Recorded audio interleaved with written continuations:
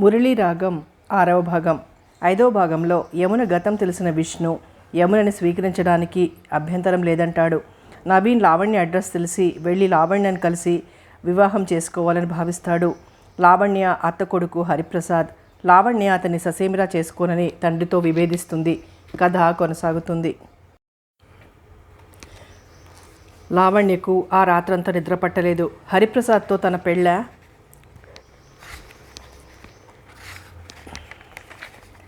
నాన్న ఈ విషయంలో ఇంత పట్టుదలగా ఉన్నాడని తెలీదు. ఇన్ని రోజులు ఏదో అనుకుంది. తండ్రికి చెప్పొచ్చు, ఏదో సంబంధం చూసి చేస్తాడు, తన ఇష్టాన్ని కాదనరు అనుకుంది. చాలా పొరపాటు తన ఊహ. ఇప్పుడు తనకి దారి ఏది? తండ్రికి నచ్చ చెప్పటం తన వల్ల అయ్యే పని కాదని తెలిసిపోయింది. కళ్ళ నీళ్లు గిర్రును తిరిగాయి. తను మనసు చంపుకుని అతన్ని పెళ్లి చేసుకోవాలా? వీల్లేదు, అది జరగని పని. తన కంఠంలో ప్రాణం ఉండగా చస్తే ఈ పెళ్ళి జరగనివ్వదు. ఎలా తప్పించుకోవటం? ఏం చేయాలి? ఎవరి సలహా తీసుకోవాలి? ఆమెకు దుఃఖం ఆగలేదు. వెక్కి వెక్కి ఏడ్చింది. తల్లి ఉంటే తల్లికి చెప్పుకునేది. తల్లి తన మనసు అర్థం చేసుకునేది. ఇప్పుడు ఎవరున్నారు? ఎవరికి చెప్పుకుంటుంది తన మనసులో బాధ? ఆమె ఆలోచిస్తుంటే ఆమెకు ఉదయం తమ ఇంటికి వచ్చిన అతను గుర్తుకొచ్చాడు. ఎందుకో తెలీదు, అతను చాలా దగ్గరవాడుగా ఆత్మీయుడిగా అనిపించాడు. అతనికి తనకి ఎన్నాళ్ళుగానో పరిచయం ఉన్నట్టు అనిపించసాగింది. ఆమెకు గుర్తొచ్చింది అతను తెల్లవారి తమ ఇంటికి వస్తాడని. లావణ్యకు ఏమిటో ఆనందంగా అనిపించసాగింది. అతను వస్తాడు అనుకుంటే మనసంతా తేలికైనట్టు, గుండెల్లో భారం తగ్గినట్లు అనిపించింది. అతను రేపు నిజంగా వస్తాడా? వస్తే ఎంత బాగుండును? ఆమె మనసు మరీ మరీ కోరుకోసాగింది. ఎప్పుడెప్పుడు తెల్లవారుతుందా అని ప్రతి నిమిషం ఎదురు చూడసాగింది. ఆమెకు ఎప్పటికీ తెల్లవారటం లేదనిపించింది. ఇక తెల్లవారదేమో, ఈ చీకటి ఇలాగే ఉండిపోతుందేమో అని భయపడసాగింది. కానీ ఆమె భయపడినట్టు జరగలేదు. రోజులానే తెల్లవారింది. సూర్యుడు ఉదయించాడు. హమ్మయ్య అనుకుని సంతోషంగా మంచం మీద నుండి లేచింది. త్వరగా స్నానం చేసి బట్టలు మార్చుకుంది. ఇప్పుడు అతను వస్తాడా అని ఎదురు చూడసాగింది. ఉమామహేశ్వరరావు గారు తెల్లవారి కూతురుతో బాగానే మాట్లాడారు. అసలేం జరగనట్టు. లావణ్య కూడా తండ్రితో బాగానే మాట్లాడింది. ఆయన ఆ రోజు ఎక్కడికో 7 గంటలకే బయలుదేరి వెళ్ళిపోయారు. తండ్రికి చెప్పింది, ఎవరో ఒకతను వచ్చాడు మీకోసమని. ఆయన రేపు రమ్మని చెప్పమన్నారు. ఆమె సరే అంది. 8 గంటలైంది. అతను ఇంకా రాలేదు. హాల్లో ఎదురు చూస్తూ కూర్చుంది. పేపర్ చూస్తున్నా మనసంతా అటే ఉంది. అతను వస్తే కాసేపు కూర్చోబెట్టి ఎవరో పేరేమిటో తెలుసుకోవాలనుకుంది. ఏమిటో ఎప్పుడూ లేనిది ఈరోజు అతని విషయంలో కుతూహలంగా అనిపించసాగింది. లావణ్య మనసు పరిపరి విధాలా ఆలోచిస్తోంది. హరిప్రసాద్ గురించి ఆలోచిస్తూ అతనితో పెళ్ళి ఎలా తప్పించుకోవాలి అని ఉపాయాలు వెతకసాగింది. తనకు నచ్చిన అతనితో పెళ్లి చేసుకొని వెళ్ళిపోతే అలా ఎలా కుదురుతుంది? ఇప్పుడు వస్తానన్న అతను ఎవరో, వివాహం అయినవాడో వివాహం కానివాడో. అప్పుడే కాలింగ్ బెల్ మోగింది. నౌకరు వెళ్ళి తలుపు తీసి ఆమెకు చెప్పాడు. లోపలికి రమ్మని చెప్పు అంది. అతను చిన్నగా లోపలికొచ్చాడు. ఆమెకు చేతులు జోడించి నమస్తే పెట్టాడు. ఆమె చిరునవ్వు నవ్వింది. కూర్చోమని చెప్పింది. అతను కూర్చున్నాడు. నాన్నగారు ఉన్నారా అన్నట్టున్నాయి అతని చూపులు. నాన్నగారు పని ఉందంటూ 7 గంటలకే వెళ్ళిపోయారు. మీ గురించి చెప్పాను, వివరాలు కనుక్కున్నారు, తప్పక చూస్తాను అన్నారు అంది. అతని మాటల్లో అర్థం గ్రహించినట్టే. నిజానికి ఆమె తండ్రితో ఏం చెప్పనే లేదు. ఆ మాటలకి అతను సంతోషంగా చూశాడు. మీ పేరు అడిగింది. విష్ణువర్ధన్. ఏం చదువుకున్నారు? కుతూహలంగా అడిగింది. బిఏ. చాలా నెమ్మదిగా చెప్పాడు. బిఏ చదివారా? ఆశ్చర్యంగా చూసింది. అవునన్నట్టు తల ఊపాడు. అయితే మీరు ఉద్యోగం చేయకుండా అంటూ మాటల మధ్యలో ఆపేసింది. అతను నవ్వి, ఉద్యోగాలు అంత సులభంగా దొరుకుతాయా అన్నాడు. అది నిజమే అన్నట్టు తల ఊపింది. మనసుకి ఎంతో ఆనందంగా హాయిగా అనిపించసాగింది. అతనెవరో తనెవరో, ఎవరో ఏమిటో ఎలాంటి మనిషో తెలీదు. అయినా తన మనసు ఎందుకో అతని స్నేహం కోరుతోంది. ఎన్నడూ లేని తొందరపాటేమిటి? ముక్కు మొహం తీర్చిదిద్దినట్టున్నాయి. మనిషి చిరునవ్వు నవ్వటంలో, ఆ కూర్చోవటంలో దర్జా ఉట్టిపడుతోంది. అతనిలో ఏదో ఆకర్షణ ఉంది. ఆ ఆకర్షణ తనని అతని వైపు లాగుతోంది. అతనికి పెళ్ళై భార్య పిల్లలుంటే ఆ ఆకర్షణలో తను ఇరుక్కుపోతే తన జీవితం ఏం కావాలి? ఆమె భయపడలేదు. అతని చేయూత ఉంటే, అతని ప్రేమ తనకుంటే అని భావించింది. ఏమిటి ధైర్యం? ఏమిటి అర్థం లేని ప్రేమ? తన మనసులో మాట అతనికి తెలిస్తే పిచ్చి పిల్లారి నవ్వుకోడు. అలా అనుకోడు. తను ప్రేమిస్తున్నట్టు తెలిస్తే అతను మొదట ఆశ్చర్యపోతాడు, భయపడతాడు, తనకి దూరంగా ఉండాలని ప్రయత్నిస్తాడు. తను అతనికి ధైర్యం చెప్తుంది. అతను ఆలోచిస్తాడు. ఇప్పుడు ఏమిటి చేయటం అనుకుంటాడు. మెల్లగా అతని మనసు మెత్తబడుతుంది. ముందు ఎటు ఒక నిర్ణయం తీసుకోలేకపోతాడు. తర్వాత మెల్లగా ఆలోచించుకొని తనంటే ఇష్టం పెంచుకుంటాడు. లావణ్య ఆలోచించసాగింది. హరిప్రసాద్తో తన పెళ్లి జరగకుండా ఉండాలంటే తను ధైర్యం చెయ్యాలి, తను అడుగు ముందుకు వెయ్యాలి తప్ప. ఆమె అలా మాట పలుకు లేకుండా ఉండిపోవడంతో అతను రెప్పవాల్చకుండా ఆమె వైపు చూశాడు. బంగారు తీగల అందంగా నాజుగ్గా ఉంది. చెంపకు చేరడేసి కళ్ళతో కళకళలాడుతూ ఎంత చక్కగా ఉంది. ఇంత అందమైన అమ్మాయిని తనెక్కడా చూడలేదు. అందం కూడా భగవంతుడిచ్చిన వరం. ధనవంతుల బిడ్డ అంత సుకుమారంగా అందంగా ఉండక ఎలా ఉంటుంది? అతను ఆలోచిస్తూ అలాగే చూడసాగాడు. ఆమె నవ్వింది. అతను రెప్పవాల్చకుండా తన వైపే చూడటం చూసి. ఆమె నవ్వగానే అతను కంగారు పడ్డట్టయ్యాడు. తనేమిటి అలా చూశాడు? మర్యాద మర్చిపోయి ఆమె ఏమనుకుంటుంది? సారీ అనేశాడు. దేనికి? ఆమె నవ్వింది. మళ్ళీ అతను నవ్వలేదు. మీరు ఎక్కడుంటున్నారు అని అడిగింది. వైజాగ్లో. ఆమె ఆశ్చర్యంగా చూసింది. వైజాగ్లో ఉంటున్నారా? కాంట్రాక్ట్ పనులు ఏమైనా ఉంటే ఇక్కడ ఉంటుంటారా? అవునన్నట్టు తల ఊపాడు. మీకు పిల్లలు ఎంతమంది కావాలనే అడిగింది. ఈసారి చురుగ్గా చూశాడు. అలా అడిగితే పెళ్ళైంది లేనిది తెలిసిపోతుందని ఆమె ఆలోచన. పిల్లలు లేరు అన్నాడు. అంటే పెళ్ళైందా? ఆమె మనసులో అనుకుంది. మీకు పెళ్ళైందా అని అడగవలసింది కాదేమో అని అనుకుంది. తీరా అడిగేశాక అతను జవాబు ఇవ్వలేదు. అతనికి కోపం వచ్చిందేమో. ఎవరినైనా కులాల గురించి పెళ్లి గురించి అడగకూడదు. అది మర్యాద కాదు. ఆ సంగతి తెలుసు. అయినా ఏదో ఆతృత, అందుకే అడిగింది. ఆమె పెదవుల మీద చిరునవ్వు మాయమైంది. అతని దృష్టిలో తను చులకనైపోయింది అనే భావం మెదిలింది. విష్ణువర్ధన్ మెల్లగా అన్నాడు. నాకు పెళ్లి కాలేదు. అంతే. ఆమె ముఖంలో సంతోషం పొంగింది. కళ్ళల్లో కాంతి తళుక్కుమంది. ఏమిటి? ఇతనికి పెళ్లి కాలేదా? అంతే. ఆమె మనసు ఉప్పొంగిపోయింది. మీకు పెళ్లి కాలేదా? నిజంగానా? అడిగింది నమ్మకం కుదరక. ఈ విషయంలో తను ఎందుకు అబద్ధం చెప్తాడు? నాకు పెళ్లి కాకపోతే ఈ అమ్మాయికి ఇంత సంతోషం దేనికి? ఈ అమ్మాయి తత్వం తనకు అర్థం కావటం లేదే. విష్ణువర్ధన్ మనసులో అనుకున్నాడు. లావణ్య ముఖంలో సంతోషం దాచుకోవాలన్నా ఆగటం లేదు. మనసు లేడిపిల్లలా చెంగుమని గెంతసాగింది. అతను అక్కడ ఉన్న మూలాన కానీ లేకపోతే ఇల్లంతా గెంతి డ్యాన్స్ చేయాలనిపిస్తోంది. అంత సంబరంగా అనిపిస్తోంది ఆమెకి. మీరు రేపు ఉదయం రండి, నాన్నగారికి చెప్పి ఉండమని చెప్తాను, మీ పని అయిపోతుంది అంది ఉత్సాహంగా. రేపు రమ్మంటారా? రేపు రండి అంది. వస్తాను అంటూ లేవబోయాడు. ఉండండి, కాఫీ ఏమైనా తీసుకోకుండా వెళ్ళిపోతారా? కూర్చోండి. అబ్బే ఏం వద్దండి, ఉండండి, వెళ్ళిపోదురు కానీ ఇప్పుడేం తొందర అంది చిన్నగా నవ్వుతూ. పనుందండి మెల్లగా అన్నాడు ఇబ్బందిగా చూస్తూ. వీధిలోకి వెళ్లే మగవాళ్ళకి అన్ని పనులే. నవ్వింది. అది కాదండి, ఇప్పుడే వస్తానుండండి అంటూ లేచి లోపలికి వెళ్ళింది. లావణ్య లోపలికి వెళ్ళి స్వయంగా హార్లిక్స్ కలిపి కప్పులో పోసి తెచ్చింది.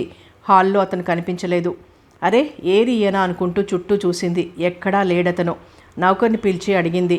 ఇప్పుడే వెళ్ళిపోయారు, ఏదో అర్జెంట్ పని ఉందట, మీకు చెప్పమన్నారు, రేపు వస్తాను అని. లావణ్య కొళ్ళు మండిపోయింది. ఏం మనిషి, చెప్పకుండా వెళ్ళిపోతాడా? రేపు రాని చెప్తానో అలకగా అనుకుంది. ఇంత కష్టపడి తెచ్చిన హార్లిక్స్ నేనే తాగేస్తాను అనుకుంది కసిగా. టీపాయ్ మీద కప్పు చేతిలోకి తీసుకుంటూ ఆలోచిస్తూ ఉండగానే అదే సమయంలో హరిప్రసాద్ వచ్చాడు. హలో లావణ్య అన్నాడు నవ్వుతూ ఆమె ఎదురుగా సోఫాలో కూర్చుంటూ. ఆమెకు ఒళ్ళు మండిపోయింది. తీయని కల కరిగిపోయింది అని మనసులో తిట్టుకుంది అతన్ని కసిగా. అరే మీకు నేను వస్తానని ముందే తెలుసా? హార్లిక్స్ కలిపి కప్పు టీపాయ్ మీద పెట్టి మరీ ఎదురు చూస్తున్నారు. చాలా థ్యాంక్స్ అంటూ ఆ కప్పు చేతిలోకి తీసుకున్నాడు. నీకోసమే తాగు, సరిపోకపోతే గంగాళంలో కలిపిస్తాను అంది కసిగా. అతను అదేదో జోకుగా నవ్వేశాడు. ఎంత ప్రేమ నా మీద నీకు అన్నాడు. ప్రేమ లేదు, దోమ లేదు, నువ్వంటే నాకు పరమ అసహ్యం అనుకుంది మనసులో. అక్కడింక కూర్చోబుద్ధి పుట్టలేదు. విసురుగా లేచి మేడ మీదకి వెళ్ళిపోయింది. కాబోయే భర్తను ఇలాగేనా అవమానించేది? నేను కాబట్టి భరిస్తున్నాను. అదే ఇంకెవరైనా అయితేనా? ఆమె వెళ్తుంటే అన్నాడు. ఎవరైనా అయితే? ఆమె తల తిప్పి చూసింది. ఆ మాట పెళ్ళయ్యాక చెప్తాను, అయినప్పుడు చూద్దాం నిర్లక్ష్యంగా అంటూ మేడ మీదకి వెళ్ళిపోయింది. లావణ్యకు ఆ రాత్రంతా సంతోషంతో నిద్రపట్టలేదు. ఏవేవో ఆలోచనలు, తీయని ఊహలు, అందమైన కలలు, మనసులో అలలు ఆమెను ఉక్కిరి బిక్కిరి చేయసాగాయి. తెల్లవారి అతను వస్తాడు. ఆమె మనసు పొంగిపోసాగింది. తండ్రికి చెప్పింది, ఎవరో ఒకతనొచ్చాడు, మీతో అర్జెంటుగా మాట్లాడాలట అని. పాపం 2 సార్లు వచ్చాడు. మీరుండండి నాన్న అంటూ ఆయనకి పని ఉందని చెప్పినా వినకుండా తండ్రిని 12 గంటల వరకు ఇంటి వద్ద ఉంచేసింది. తండ్రి కూతుళ్ళు అతని కోసం ఎదురు చూస్తూ కూర్చున్నారు. 8 గంటలైంది, 9 అయింది, రాలేదు. 10 గంటలు, 11 గంటలు అయినా ఇంకా రాలేదు అతను. 12 అయింది. ఆయన విసుగ్గా కూతురి వైపు చూశాడు.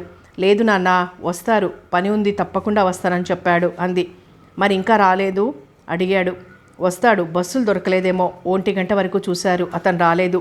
సాయంత్రం వస్తాడేమో అనుకుంది లావణ్య. ఆయన మాత్రం అతని కోసం చూడకుండా వేరే పని మీద వెళ్ళిపోయాడు. సాయంత్రం అతను వస్తాడేమో అని లావణ్య ఎదురు చూసింది. అతను రాలేదు. మర్నాడు ఉదయం కూడా చూసింది. విష్ణువర్ధన్ రాలేదు. సాయంత్రం, ఆ మర్నాడు, వరుసగా వారం రోజులు, 10 రోజులు ఎదురు చూసింది. అతను మాత్రం ఆ ఇంటి చుట్టుపక్కలకి రాలేదు. లావణ్య దిగులు పడిపోయింది. అతని గురించి తను ఎంత పిచ్చిగా ఆలోచించింది. ఎవరో తెలీదు, మనసులో ఆరాధించింది. అదే విచిత్రం. ఎంతమంది అందమైన వాళ్ళు తనకు కనిపించలేదు. అతన్ని చూస్తూనే మనసంతా అదోలా అయిపోయింది. ఇక కనిపించడేమో అనుకుంటే బాధ అనిపిస్తోంది. అందాల మూర్తి కళ్ళల్లోనే కదులుతున్నట్టు అనిపిస్తోంది. మర్చిపోలేకపోతోంది. ఎన్నో సంవత్సరాలు, ఎన్నో జన్మల బంధం ఇద్దరి మధ్య ఉన్నదనిపిస్తోంది. కానీ అంతా కలలా కరిగిపోయింది. మళ్ళీ తన కథ మామూలైపోయింది. లావణ్యకు కళ్ళనీళ్లు గిర్రును తిరిగాయి. మనసంతా అదోలా అయిపోయింది. 4 రోజులు ఆమె ఎక్కడికి వెళ్ళలేదు. ఆ రోజు మనసు బాగుండక కారు తీసుకుని ఫ్రెండ్ ఇంటికి బయలుదేరి వెళ్ళింది. లావణ్య కారు డ్రైవ్ చేయసాగింది. కారు సడన్గా ఆగిపోయింది. ఆమె చేతులు స్టీరింగ్ని గట్టిగా పట్టుకున్నాయి. విశాలమైన ఆమె కళ్ళు మరీ విశాలంగా అయ్యాయి. ఆ కళ్ళల్లోకి కాంతి వచ్చింది. ముఖంలో కళ వచ్చింది. పెదవుల మీద చిరునవ్వు నాట్యం చేయసాగింది. బస్టాండ్లో విష్ణువర్ధన్ నిలబడి ఉన్నాడు. కారు ఆపి కారులో నుండి తొంగి చూస్తూ అతన్ని విష్ చేసింది. లావణ్య నవ్వింది. అతను క్షణంసేపు అలా చూశాడు. ఆమె ఇక్కడికి వచ్చింది ఎందుకు? భయంగా, ఇబ్బందిగా చూశాడు. బస్ కోసం వెయిట్ చేస్తున్నారా అడిగింది. అవునండి అంటూ నవ్వాడు. ఎక్కడికి వెళ్ళాలి? అతను చెప్పాడు. నేను అటే వెళ్తున్నాను, రండి, కారు ఎక్కండి, మిమ్మల్ని అక్కడ డ్రాప్ చేసి నేను వెళ్ళిపోతానంటూ కారు డోర్ తెరిచింది. అబ్బే వద్దండి మొహమాటంగా అన్నాడు. పర్వాలేదు రండి, అనవసరంగా మీకు శ్రమ ఇవ్వటం దేనికి? అర్జెంట్ పని ఏం కాదు, ఈలోగా బస్సు వచ్చేస్తుంది అన్నాడు. మృదువుగానే నచ్చ చెప్పడానికి చూస్తూ. ఆమె ఒప్పుకోలేదు. గట్టి పట్టు పట్టింది. అతను కారెక్కే వరకు ఒప్పుకోలేదు. తప్పనిసరి అతను కారెక్కాడు. విష్ణువర్ధన్కి కొత్తగా ఏమిటోగా ఉంది. గొప్పింటి అమ్మాయి, అందున పెళ్లి కాని అందమైన అమ్మాయి. ఉమామహేశ్వరరావు గారికి ఈ విషయం తెలిస్తే కూతుర్ని ఏమైనా అంటారేమో, లేనిపోని గొడవ వస్తుందేమో. కూతురు అంటే గారాభమై ఉంటుంది. గారాభంతో స్వేచ్ఛ కూడా ఆమెకు ఉండి ఉంటుంది. ఇంకెవరైనా చూస్తే అందరూ ఏమనుకుంటారు? ఈ గొప్పింటి వాళ్ళకి అవేం పట్టవు అనుకుంటారు. విష్ణువర్ధన్ మనసు రకరకాలుగా ఆశ్చర్యంగా ఆలోచించసాగింది. అతని ఆలోచనలకి అంతరాయం కలిగిస్తూ మాటల్లో పెట్టింది. మీరు ఆ రోజు వస్తానన్నారు, రాలేదేం? అతను వెంటనే సమాధానం ఇవ్వలేదు. తర్వాత మెల్లగా అన్నాడు. వాళ్ళు ఆ కాంట్రాక్ట్ మరెవరికో ఇచ్చేశారు. అరే అలాగా? ఆమె నొచ్చుకుంటూ అంది. అతను మాట్లాడలేదు. ఒకసారి వచ్చి మా నాన్నగారిని కలుసుకోండి, వేరే కాంట్రాక్ట్స్ ఏమైనా మంచివి ఉంటే ఇప్పిస్తారు, ఉత్సాహంగా చెప్పింది. అతను తల తిప్పాడు. వద్దండి, ఇక కలుసుకోవటం అనవసరం. అదేమిటి? విస్మయంగా చూసింది. ఒక పని గురించే మీ నాన్నగారి వద్దకి వచ్చాను, ఆ పని అయిపోయింది. ప్రతి చిన్న విషయానికి నేను మీ ఇంటికి 10 సార్లు రాలేను అన్నాడు. 10 సార్లు తిరగటం ఏముంది, ఒక్కసారి వస్తే చాలు. నాకు ఇష్టం లేదు, ఖచ్చితంగా చెప్పేశాడు. ఆమెక ఏం మాట్లాడలేదు. అతను దిగవలసిన చోటు రాగానే కారు ఆపింది. విష్ణువర్ధన్ థ్యాంక్స్ చెప్పి వెళ్ళిపోయాడు. ఈ మనిషికి ఎంత అభిమానం, ఎంత గొప్ప వ్యక్తిత్వం. ఆమె మనసు ఒక్క క్షణం ఆనందంతో ఎగిసిపడింది. మళ్ళీ మరుక్షణం ఉత్సాహం తగ్గిపోయింది. బరువుగా, భారంగా నిట్టూర్చింది. ఈయనకి దగ్గరవటం అంత సులభమా అనుకుంది. లావణ్య ఆ రోజు సాయంత్రం ఫ్రెండ్ ఇంటికి వెళ్ళింది. అనుకోకుండా విష్ణువర్ధన్ వాళ్ళ ఇంట్లో కనిపించాడు ఆమెకు. లావణ్య ఫ్రెండ్ వాళ్ళ ఆయన విష్ణువర్ధన్ ఇద్దరు ఫ్రెండ్స్. ఇక లావణ్య సంతోషం అంతా ఇంతా కాదు. విష్ణువర్ధన్ కూడా మొదట ఆశ్చర్యంగా చూశాడు, తరువాత సరదాగా మాట్లాడాడు. అలా వరుసగా వాళ్ళింట్లో వారం రోజుల పాటు కలుసుకుని మాట్లాడసాగింది. అతను వాళ్ళింటికి వెళ్తుంటాడు. అది గమనించి లావణ్య కూడా వాళ్ళింటికి వెళ్ళసాగింది. ఈ విషయం ఆ దంపతులిద్దరూ గ్రహించేశారు. ఆమె ఎవ్వరూ లేకుండా చూసి లావణ్య దగ్గర గుసగుసలాడింది. ఏమిటి విషయం, రోజు వస్తున్నావు అని. ఆ మాటలతో లావణ్య సిగ్గుపడింది. ఆమె చెప్పిందాకా ఊరుకోలేదు. చివరకు అమృతకు తన మనసులో మాట చెప్పేసింది. అదా సంగతి, మరి నాకు చెప్పవేమే? అమృత, నీకెంతైనా పుణ్యం ఉంటుంది, మా పెళ్లి జరిపించు అంటూ ప్రాధేయపడింది. ఈ విషయం ఆ దంపతులిద్దరూ ఆలోచించుకున్నారు. సుబ్బారావు విష్ణువర్ధన్ ఒంటరిగా ఉన్నప్పుడు పెళ్లి విషయం తీసుకొచ్చి మెల్లగా అన్నాడు. లావణ్య అంటే నీకు ఇష్టమేనా? లావణ్య అంటే నాకు ఇష్టమేమిటి? ఎవరైనా వింటే నవ్వుతారు అన్నాడు విసుగ్గా. అది కాదురా, ఆమె నిన్ను మనసారా ప్రేమిస్తోంది. నన్నా? లావణ్య ఆశ్చర్యంగా చూశాడు. అవునరా, అదృష్టం అంటే నీదే. నీకు ఇష్టమే అయితే కాదనుకు, ఒప్పుకో అంటూ నచ్చ చెప్పడానికి చూశాడు. అతను ఇష్టపడలేదు. ఆమెక్కడా మేమెక్కడా, నక్కకి నాగలోకానికి ఉన్నంత తేడా ఉంది అన్నాడు నవ్వుతూ. ఎందుకురా నీకై నువ్వు చులకన చేసుకుంటావు? ఆ అమ్మాయి నిన్ను కోరి పెళ్లాడతానంటే ఇప్పుడు అలాగే అన్నా పెళ్ళయ్యాక అప్పుడు బాధపడుతుంది. తొందరపాటు మనిషికి ఉండకూడదు. చెట్టు మీద మిఠాయి పొట్లం ఉందని మనం భ్రమపడకూడదు. పరిగెత్తి పాలు తాగే కంటే నిలబడి నీళ్లు తాగటం ఉత్తమం అన్నాడు విష్ణువర్ధన్. అతనికి నచ్చ చెప్పలేకపోయాడు సుబ్బారావు.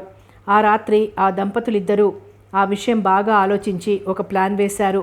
లావణ్యకు చెప్తే బాధపడింది, ఆయన నన్ను అర్థం చేసుకోలేదు అంటూ. విష్ణువర్ధన్ వచ్చే టైంకి సుబ్బారావు, అతని భార్య అమృత ఇద్దరూ లావణ్యను ఇంటి దగ్గర ఉంచేసి ఎక్కడికో వెళ్ళిపోయారు. లావణ్య ఒక్కరితే ఉందని అతను కంగారుగా వెళ్ళిపోబోయాడు. ఆమె వెళ్లకుండా చేసింది. ఏమిటి అంత భయపడిపోతున్నారు? వాళ్ళు ఇప్పుడు వచ్చేస్తారు అంది చిరునవ్వుతో. అతను బాగుండదని కూర్చున్నాడు. ఇద్దరి మధ్య మౌనం రాజ్యమేలింది కొద్ది క్షణాల పాటు. లావణ్యే ఆ నిశ్శబ్దాన్ని భరించలేనట్టంది. మీరు సుబ్బారావు గారితో అలా ఎందుకు చెప్పారు? అతను వెంటనే జవాబు ఇవ్వలేకపోయాడు.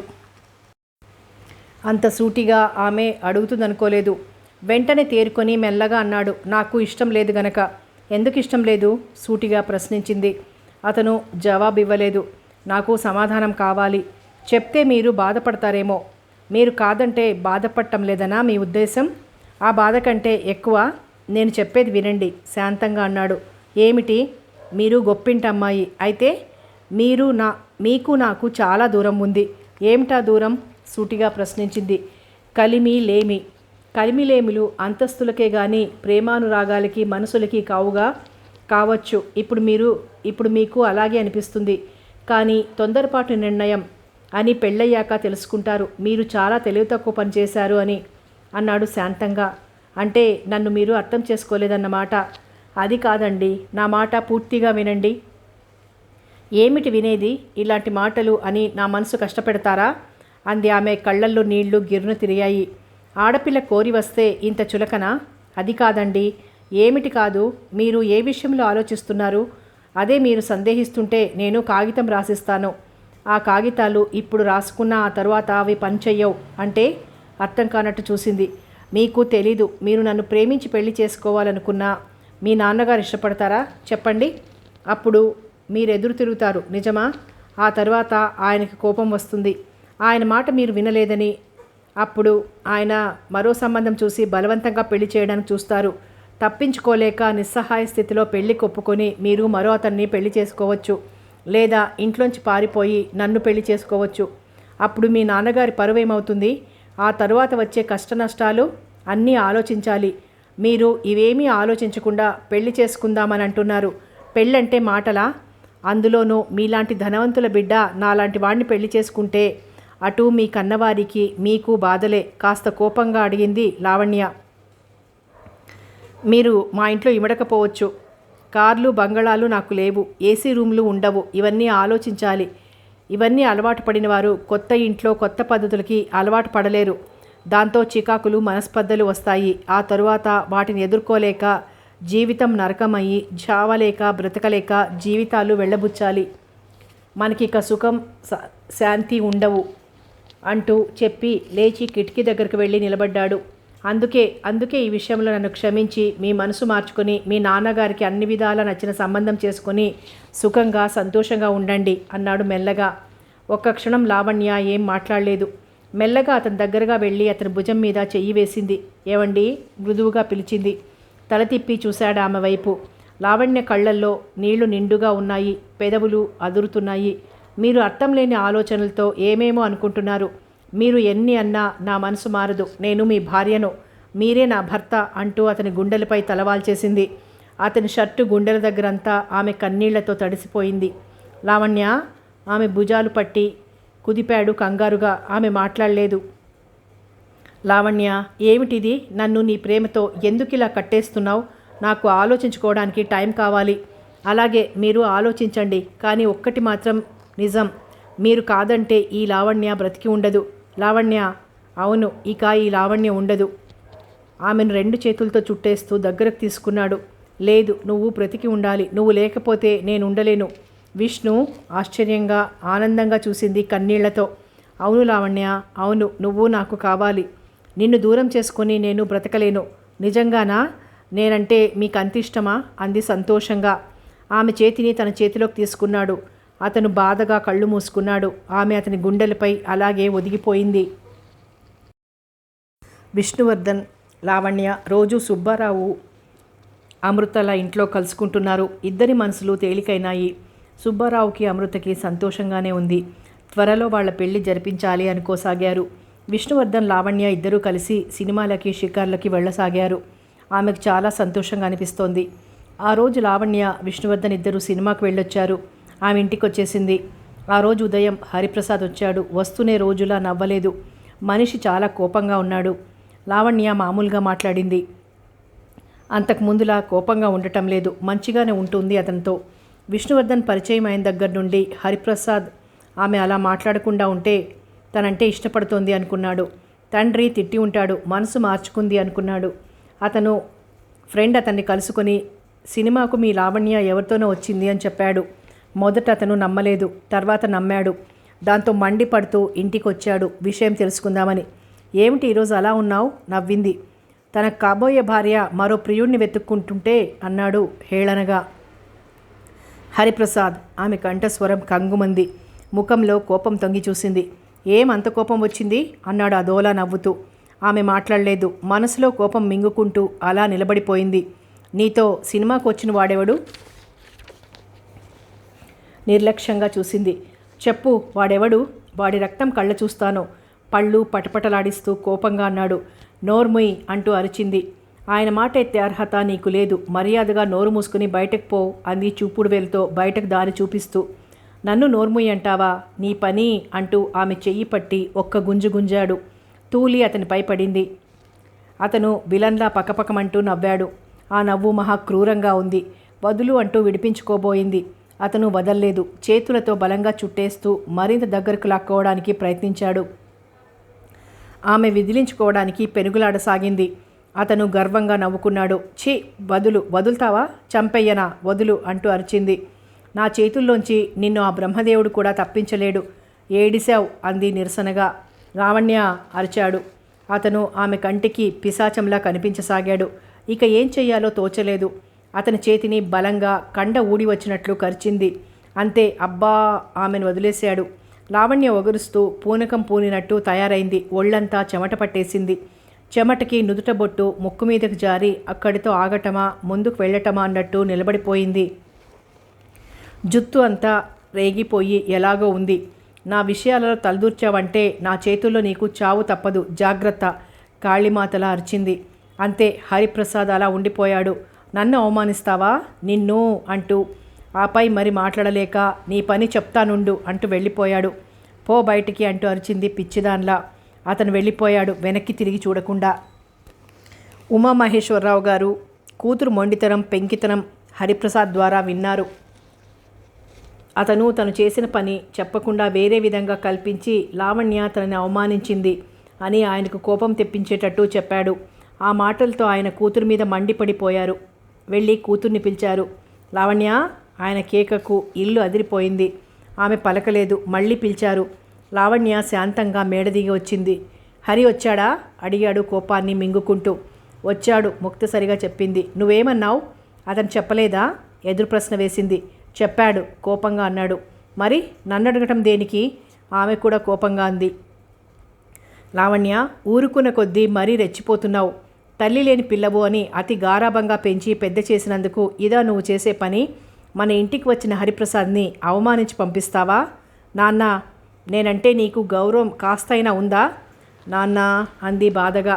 ఇంటి పరువు తీయనని, నా గౌరవం మంటగలపనని కొండంత నమ్మకంతో ఉన్న నేను పూర్తి స్వాతంత్రం నీకిస్తే నా కళ్ళు కప్పి మరొకటితో షికార్లు కొడతావా? ఆ విషయంలో నిన్ను హరిప్రసాద్ నీ పైన కోపం తెచ్చుకోకుండా హెచ్చరించడానికి వస్తే పట్టుకొని కొట్టి అవమానిస్తావా అంటూ కోపంగా కూతురిపై కేకలు వేశాడు. అంతే, లావణ్య అలా ఉండిపోయింది. హరిప్రసాద్ తను చేసిన పని చెప్పకుండా మరో విధంగా చెప్పి ఆయన్ని రెచ్చగొట్టి పంపించాడని తెలిసిపోయింది. ఆ సమయంలో ఆయన తను ఏం చెప్పినా వినరని కూడా తెలిసిపోయింది. అందుకే ఆమె మొండి ధైర్యం తెచ్చుకుంది.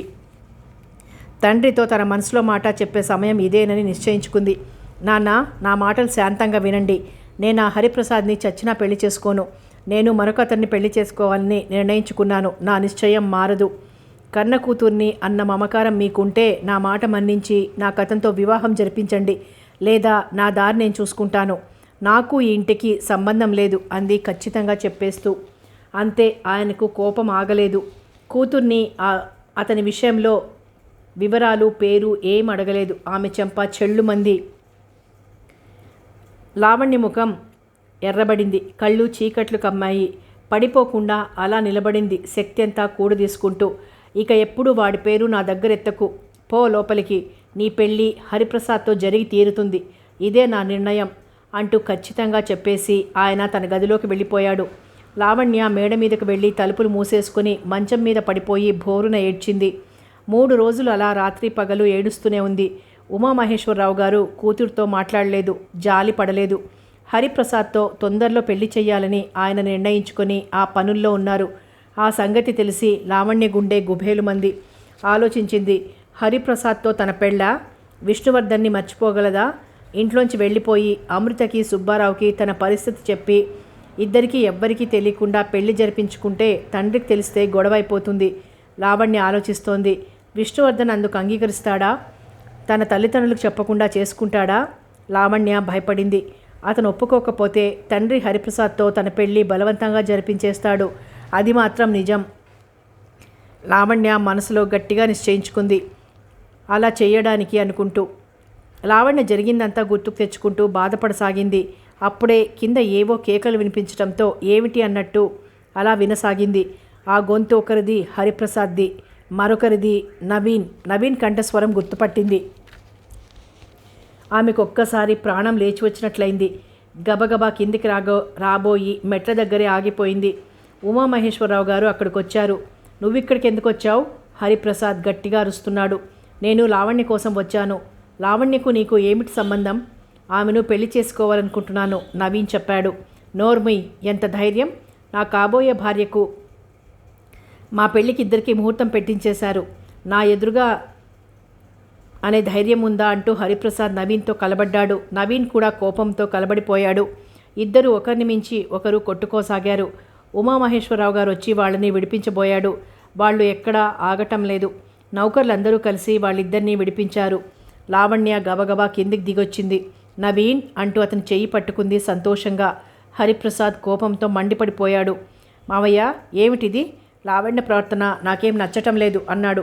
నవీన్ ఆయనతో, నేను మీ అమ్మాయిని పెళ్లి చేసుకోవాలనుకుంటున్నాను, మీరు అంగీకరిస్తే అన్నాడు మెల్లగా.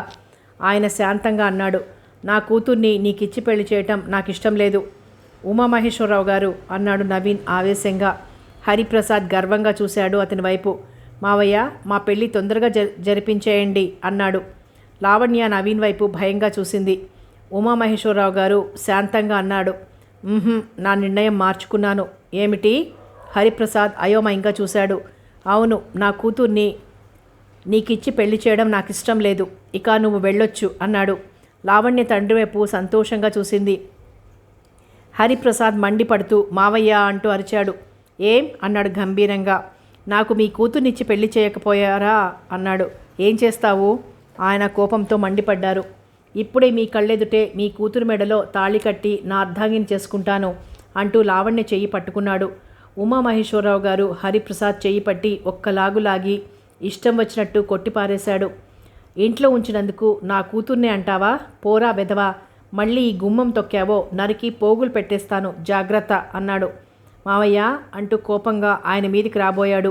మళ్ళీ హరిప్రసాద్ని పట్టుకొని కొట్టి నౌకర్లను పిలిచి వీణ్ణి బయటకు గెంటేయమని చెప్పి అతన్ని బయటకు తోయించేశారు.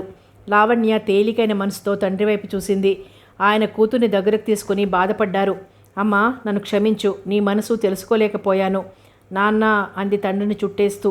అప్పుడు నవీన్ గుర్తుకొచ్చాడు ఇద్దరికి. నవీన్ అంది లావణ్య. నవీన్, నువ్వు నన్ను పెళ్లి చేసుకుంటాను అనటం ఏమిటి బాబు అంది. బాబు? నవీన్ ఆశ్చర్యంగా చూశాడు. అవును నవీన్, నేను మీ వదిన్ని, మీ అన్నయ్య విష్ణువర్ధన్ భార్యని. నేను పెళ్లి కాని పిల్లని కాను అంటూ మెడలో మంగళసూత్రం చూపించింది. అంటే? అతనికి అర్థం కాలేదు. లావణ్య జరిగిందంతా అతనికి చెప్పి నవీన్ కోసం చూస్తే అతను అక్కడ లేడు. అతను ఎప్పుడు వెళ్ళిపోయాడో ఆమె చూడలేదు. నాన్న అంది తండ్రి వైపు చూస్తూ. పదమ్మా వెళ్ళి మనం విష్ణుని పిలుచుకొద్దాం. నిజంగానా నాన్న అంది సంతోషంగా. నిజంగానే తల్లి. నేను ఇంటికి రప్పించి అవమానించాను. నేను క్షమించమని అడుగుతాను. నా ముద్దుల మనవరాల్ని ఊర్వశిని ముద్దులాడుతాను. మనవరాలతో గడిపేస్తాను. ఇంటి బాధ్యతలన్నీ మీకు అప్పగించేస్తాను అన్నాడు. లావణ్య తొందరగా వెళ్ళి బట్టలు మార్చుకొని వచ్చింది. డ్రైవర్ కారు సిద్ధం చేసి ఉంచాడు. ఆమెకు సంతోషం పొంగొస్తోంది. తండ్రి మనసు మారిపోయింది. తమని అర్థం చేసుకున్నాడు. లావణ్య కారులో కూర్చుంటూ విష్ణుని తను పెళ్లి ఎలా చేసుకున్నది గుర్తు తెచ్చుకోసాగింది. లావణ్య ఎంత బ్రతిమాలినా విష్ణువర్ధన్ ఒప్పుకోలేదు రహస్యంగా పెళ్లి చేసుకోవడానికి. తన తల్లిదండ్రుల అనుమతి తీసుకొని పెళ్లి చేసుకుందామనంటే అందుకు ఆమె ఒప్పుకోలేదు. తన తండ్రికి తెలిస్తే వచ్చి తీసుకువెళ్తారని భయపడి ఏడ్చింది. సుబ్బారావు, అమృత బాగా ఆలోచించి విష్ణువర్ధన్కి నచ్చచెప్పారు. లావణ్య చెప్పిందే నిజం. ఎవరికీ తెలియకుండా పెళ్లి చేసుకుని రహస్యంగా కాపురం పెట్టమని. అతను మొదట కాదన్నా తరువాత పెళ్లికి ఒప్పుకున్నాడు. వెంకటేశ్వర స్వామి గుడిలో ఇద్దరికీ రహస్యంగా వివాహం జరిగింది. సుబ్బారావు వాళ్ళ ఇంట్లో ఒక పక్క వాళ్ళు కొత్త కాపురం పెట్టారు. విష్ణువర్ధన్ 20 రోజులు భార్య దగ్గర ఉండడానికి, 10 రోజులు తల్లిదండ్రుల దగ్గర ఉండడానికి నిశ్చయించుకున్నాడు. వారి సంసారం హాయిగా ఆనందంగా సాగిపోతోంది. ఒకరిని ఒకరు విడిచి ఉండాలంటే ఇద్దరికీ ఎలాగో అనిపిస్తూ విడరాని బంధంగా తయారైంది. అతనికి భార్య అంటే ప్రాణానికి ప్రాణం. ఆమెకు భర్త అంటే మరీ మరీ ఇష్టం. రోజులు హాయిగా గడుస్తున్నాయి. ఆ రోజు విష్ణువర్ధన్ త్వరగా ఇంటికి వచ్చేశాడు. అతనికి కాఫీ కప్ అందిస్తూ, ఏమండి ఈరోజు ఎక్కడికైనా వెళ్ళొద్దామా అడిగింది. రాణిగారి ఇష్టం అన్నాడు కాఫీ కప్పు అందుకుంటూ. అతని కళ్ళల్లో కొంటెదనం మెరిసింది. పాపం నా మాట మీరు వినేస్తున్నట్టు మూతి ముడిచేసింది. మాట అంటే ఉడికిపోతావు. నేనేం ఉడికిపోను, మీరే ఉడికిపోతు మనిషి అంది. అతను నవ్వేశాడు. ఇంతకు వెళ్దాం అంటారా వద్దంటారా అంది కాస్త కోపంగా. వెళ్దామని చెప్పాను కదా. ఆమె నవ్వింది. చూడు మంచి చీర కట్టుకురా. ఆమె క్షణంసేపు అలా చూసింది. ఆమె ముఖం ఆ క్షణంలో చిన్నబోయినట్టుగా అయింది. ఏ చీర కట్టుకుంటావు హుషారుగా అడిగాడు. ఆమె మెల్లగా అంది. ఏ చీర కట్టుకోమంటారు? ఏ చీర అంటే అంటూ ఆలోచిస్తున్నవాడల్లా అతను అలా ఉండిపోయాడు. లావణ్యకు మంచి చీరలేం లేవు. కట్టుబట్టలతో ఇల్లు విడిచి వచ్చేసింది. తన డబ్బుతో ఏవో చీరలు కొన్నాడు. అంత ఖరీదైనవి కావు. మర్చిపోయాను, నేను మంచి చీరలేం కొనలేదు కదూ అన్నాడు. ఆమె మాట్లాడలేదు. అందుకే చెప్పాను, ఐశ్వర్యంలో పుట్టి ఐశ్వర్యంలో పెరిగావు. కోరి కష్టాలు కొని తెచ్చుకోకు అని. అతను నవ్వాడు. ఆ నవ్వులో జీవం లేదు. వెలవెలబోతున్నట్టుంది ఆ నవ్వు. ఆ మాటలు వినగానే చప్పున అతని నోరు మూసింది. పొరపాటును కూడా అలా అనొద్దండి. ఇప్పుడు నాకేం తక్కువ? హాయిగా సుఖంగా సంతోషంగా ఉన్నాను అంటూ అతను చేయి పట్టుకుని గుండెలకు అదుముకుంది.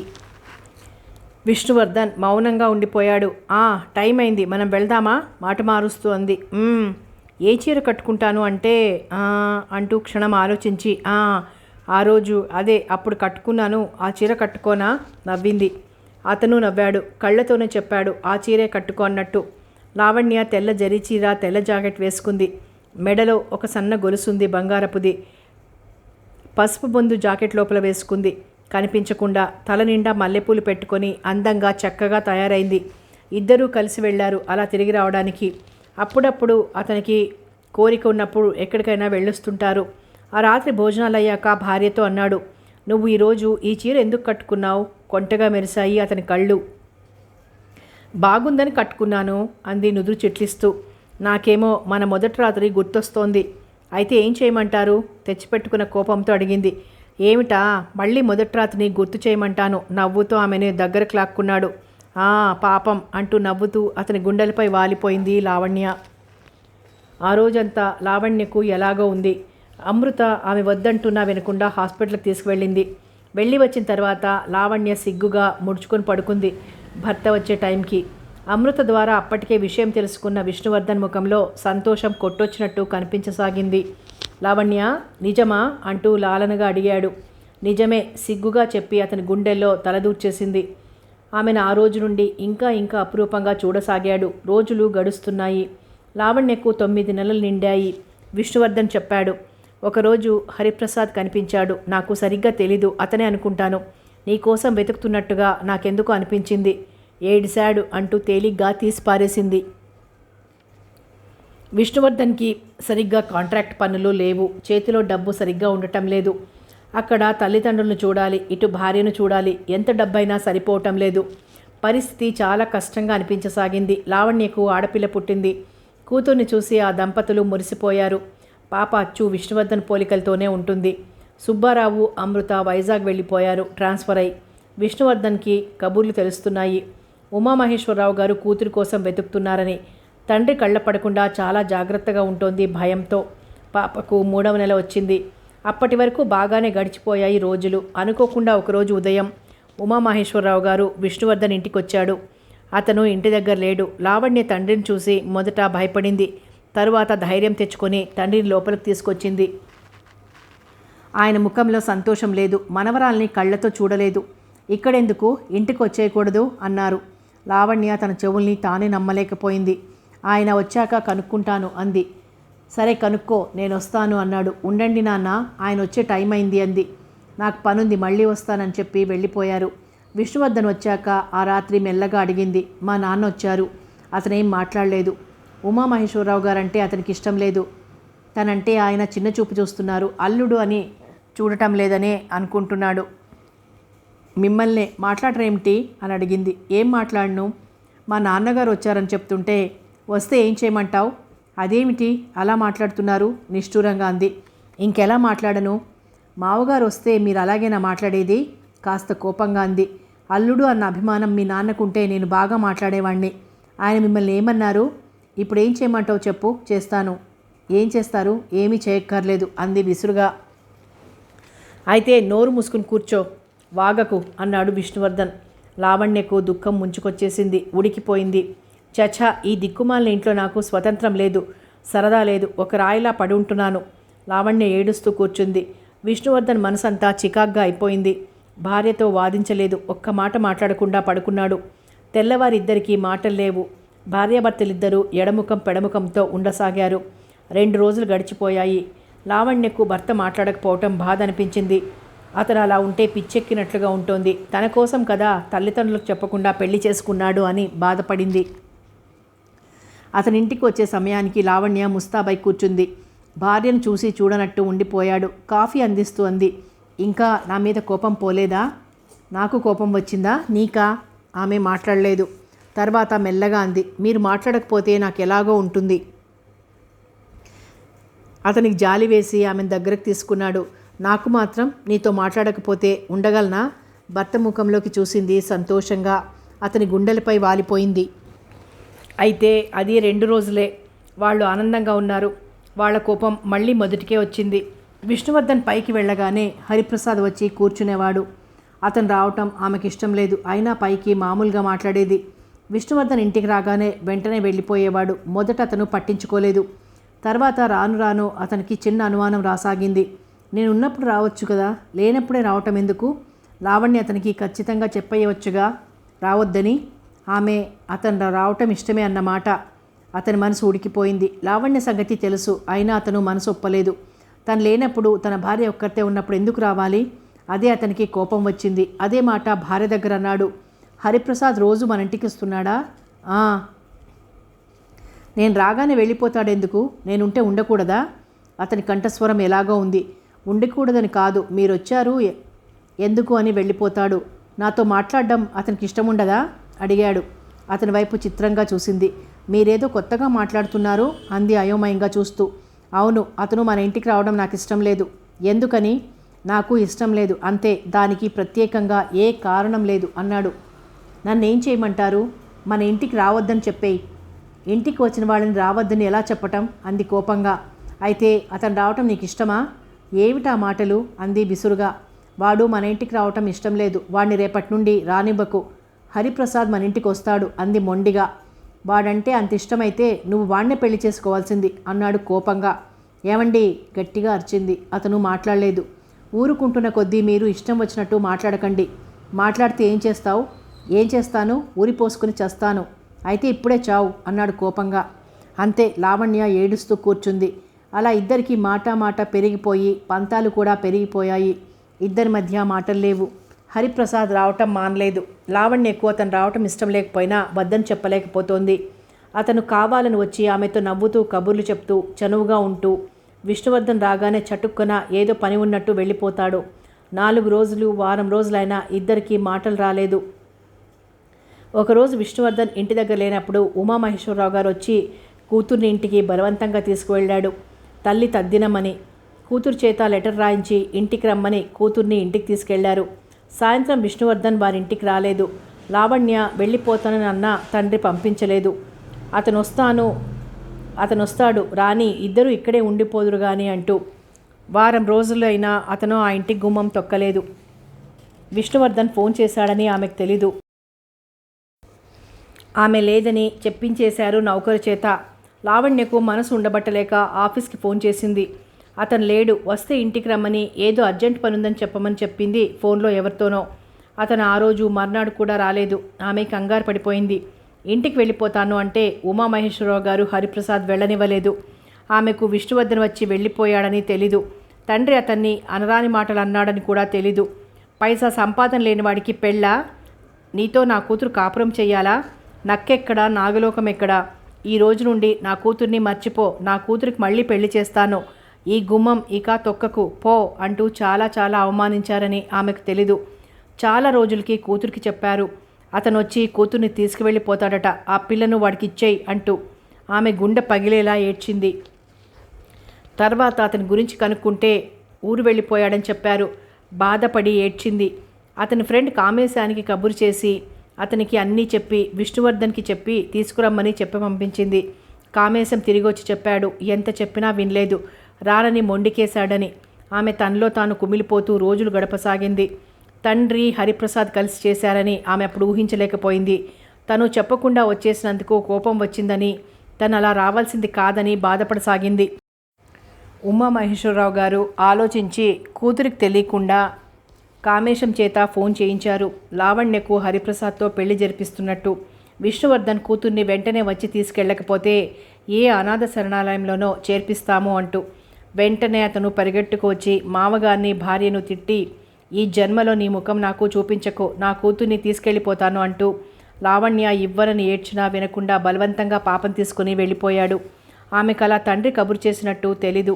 భర్తకు కోపం వచ్చి కూతుర్ని తీసుకెళ్ళిపోయాడని ఏడ్చింది. ఆ తర్వాత తండ్రి చేసిన పని అని కొద్ది రోజుల్లో తెలిసిపోయింది. హరిప్రసాద్కి ఇచ్చి పెళ్లి చేయబోతుంటే కొద్ది రోజులు ఉందనగా ఎవ్వరికీ తెలియకుండా వైజాగ్ పారిపోయి సుబ్బారావు అమృత ఇంటికి వచ్చి పరిస్థితి అంతా చెప్పి ఏడ్చి పాపను చూడకుండా ఉండలేరని ఏడ్చింది. అమృత సుబ్బారావు ప్లాన్ వేసుకొని విష్ణువర్ధన్ ఇంటి వద్ద లేకుండా చూసి ఊరు వెళ్ళాక తెలివిగా ఆమెను ఆ ఇంట్లో ప్రవేశపెట్టారు. ఆమె కారులో కూర్చుని ఆలోచించసాగింది. తండ్రి తన మాట వినడు. హరిప్రసాద్ ఆయనకి ఏదో చెప్పి మనసు విరిచేశాడు. ఆయన అతని మాటలు నమ్మేసేవారు. హరిప్రసాద్ ఎలా అంటే అలాగే అనేవారు. లావణ్యకు సంతోషంగా ఉంది. భర్తను కూతుర్ని ఎప్పుడెప్పుడు చూస్తానా అని ఆత్రపడసాగింది. కారు వాళ్ళ ఇంటి దగ్గరికి వెళ్తోంది. లావణ్య మనసు సంతోషంగా హాయిగా అనిపించసాగింది. నవీన్ ఇంటికి వెళ్ళి తల్లితో మావయ్యతో చెప్పాడు, యామినిని నేను పెళ్లి చేసుకుంటాను అని. ఆయన ఆశ్చర్యపోయాడు. నన్ను ఆడిస్తున్నారా మీ తల్లి కొడుకులు అన్నాడు. అదేమిట్రా అడిగింది ఆవిడ. యామిని, హనుమంతరావు గారు, విష్ణువర్ధన్ అలా ఉండిపోయారు.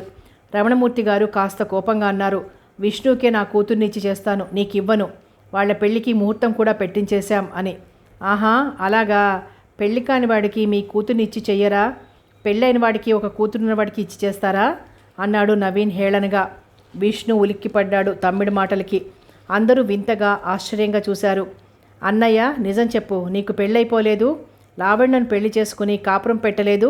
ఈ పాప మీ పాపే కదూ అడిగాడు సూటిగా. విష్ణువర్ధన్ తల్లిదండ్రుల వైపు చూడలేకపోయాడు. వాళ్ళకు తెలియకుండా పెళ్లి చేసుకున్నాడు. తగువులు వచ్చి కూతుర్ని తెచ్చేసి ఫ్రెండ్ కూతురు, వాళ్ళు చనిపోతే ఆ బాధ్యత నేను తీసుకున్నాను అని చెప్పాడు. ఏం బాబు నిజమా అడిగారు తల్లిదండ్రులు. నిజమే అంటూ జరిగిందంతా చెప్పాడు. అందుకే ఎన్నిసార్లు పెళ్లి మాట ఎత్తినా పెళ్లి వద్దనేవాడు అనుకున్నారు తల్లి తండ్రి. జ్ఞానాంబకి లావణ్య అంటే కోపం పోయింది. కోడల్ని తీసుకురా బాబు అన్నారు ఆ దంపతులు సంతోషంగా. విష్ణువర్ధన్ మౌనం వహించాడు. అంతలో ఉమామహేశ్వరరావు గారు కూతుర్ని తీసుకొచ్చారు. వస్తూనే అల్లుడు చేతులు పట్టుకున్నారు. బాబు నన్ను క్షమించు, ఆ హరిగాడి మాటలు విని మిమ్మల్ని ఇద్దరినీ దూరం చేయాలని చూశాను. అమ్మాయికి ఏం తెలీదు, నువ్వు వచ్చేవని నిన్ను నేను అవమానించి పంపేశాను అని కూడా అమ్మాయికి తెలీదు. నా మాట నమ్ము. ఇక బాధ్యతలన్నీ నీకు అప్పగించేసి నేను నిశ్చింతగా నా మనవరాలితో గడిపేస్తాను అన్నాడు. విష్ణువర్ధన్ మామగారి వైపు భార్య వైపు చూసి నవ్వాడు. లావణ్య ఆ ఇంటికి రావటం మొదట అతనికి ఇష్టం లేకపోయినా ఆ తర్వాత ఇష్టపడ్డాడు. పైకి ఇష్టం లేనట్టు రుసరుసలాడేవాడు.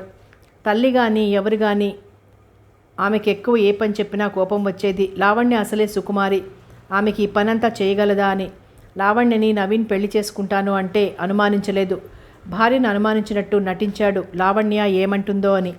ఆమెకు పెళ్లి కాలేదు అని నవీన్ మనసులో ఏదో అనుకున్నా ఈ పెళ్లి జరగదు అని యామినిని నవీన్కి ఇచ్చి పెళ్లి చేయాలని విష్ణువర్ధన్ తలచాడు. పైకి యామినిని తను వివాహం చేసుకోబోతున్నట్టు చెప్పి అందరినీ నమ్మించాడు. లావణ్య మనసు తెలుసుకుందామని ఆమెకు ప్రత్యేకంగా చెప్పాడు.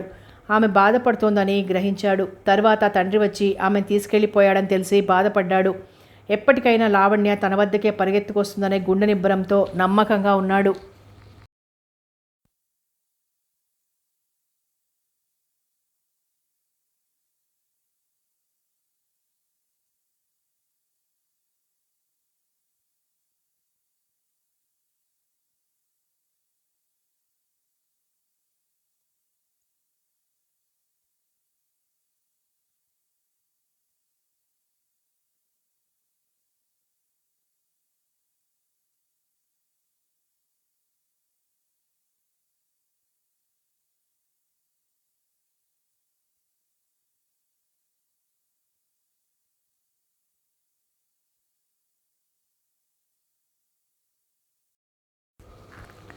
చిన్నప్పుడు మాట ఇచ్చిపుచ్చుకున్నట్టే ఆ మాటే నిలబడింది.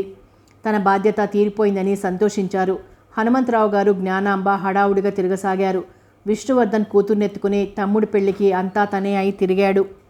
మరిది పెళ్లికి లావణ్య పెద్దగా నిలబడింది. పెళ్లి జరిగిపోయింది. ఆ రోజు నూతన దంపతులకు తొలి రాత్రి. లావణ్య యామినిని ముస్తాబు చేసి గదిలోకి పంపించింది. నవీన్ యామిని కోసం ఎదురుచూడసాగాడు. యామిని అందాల బొమ్మగా సిగ్గుల భరిణగా వయ్యారంగా గదిలోకి వచ్చింది. నవీన్ దగ్గరగా వెళ్ళి ఆమెను దగ్గరకు తీసుకున్నాడు. యామిని మెల్లగా పిలిచాడు. ఆమె సిగ్గుతో తల పైకెత్తలేదు. సిగ్గా? భయం అంది మెల్లగా. ఎందుకు? నేనంటే భయమా? కాదు, మీ మాటలు గుర్తుకొస్తే భయం అంది చిన్నగా నవ్వుతూ. అతనికి మొదట అర్థం కాలేదు. తర్వాత అర్థం చేసుకొని నవ్వేశాడు. ఆ రోజు ఆమెతో కంగుమని మాట్లాడాడు. నువ్వంటే నాకు భయమే. ఆ రోజు నన్నెంత గట్టిగా కసిరావు అన్నాడు. ఆమె పక్కున నవ్వింది. నేను ఇక్కడే ఉండిపోవాలా లేక వెళ్ళిపోవాలా అడిగింది కొంటెగా. ఎక్కడికి వెళ్తావు? నన్ను దెప్పుతున్నావా? నువ్వంటే నాకు ఆ రోజు నుండి అదో ఇష్టం ఏర్పడింది, నీకు తెలుసా అంటూ ఆమెను దగ్గరకు లాక్కున్నాడు. అబ్బా ఉండండి అంది మూతి ముడుచుకుంటూ. నువ్వు రావటం ఎంత ఆలస్యమైందో తెలుసా? తెల్లవారు వస్తావేమో, అంతవరకు ముస్తాబవుతావు అనుకున్నాను అన్నాడు. యామిని మాట్లాడకుండా అతని గుండెలపై వాలిపోయింది. అతను లైట్ ఆర్పేశాడు. విష్ణువర్ధన్ పాపని పక్కన పడుకోబెట్టుకొని భార్య రాక కోసం ఎదురు చూస్తూ పడుకున్నాడు. లావణ్య రాగానే కాస్త కోపంగా అడిగాడు. ఏమిటి ఇంత ఆలస్యం? బాగుంది, కొత్త దంపతులకి గది ముస్తాబు చేసి అమ్మాయిని ముస్తాబు చేసి అటు పంపించి నేను ఇటు వచ్చాను అంటూ నవ్వింది. నా మాట మర్చిపోయావా? ఆమె దగ్గరకు లాక్కుంటూ అన్నాడు. ఆమె మాట్లాడలేదు. మాట్లాడవేమిటి? ఏం మాట్లాడను? ఇన్ని రోజులు మీ ఇంట్లో పడి ఉన్నాను. మీ ప్రేమంతా అప్పుడు ఏమైంది? ఏమైందా? ప్రేమంతా దాచుకున్నాను అంటూ మరింత దగ్గరకు లాక్కున్నాడు. ఎన్ని కబుర్లైనా చెప్తారు అంది అతనికి దూరం జరుగుతూ. ఆమెను జరగనివ్వలేదు. రెండు చేతులతో బలంగా చుట్టేసి గుండెల మీదకి లాక్కున్నాడు. పాప లేస్తుంది, వదలండి అంది చిరుకోపంతో. అన్నాడు కొంటెగా. పెళ్ళైనా సిగ్గు లేకుండా ఏమిటిది అంది వస్తున్న నవ్వు దాచుకుంటూ. ఇప్పుడు నా వయసు ఎంత అనుకుంటున్నావు? 60 అనుకుంటున్నాను అంది కొంటెగా నవ్వుతూ. నేనంత ముసలివాడిలా కనిపిస్తున్నానా? కోపంగా అడిగాడు. కాదు, చంద్రుడిలా కనిపిస్తున్నారు అందంగా అంది నవ్వుతూ. నాకేమనిపిస్తుందో తెలుసా? ఏమనిపిస్తోంది?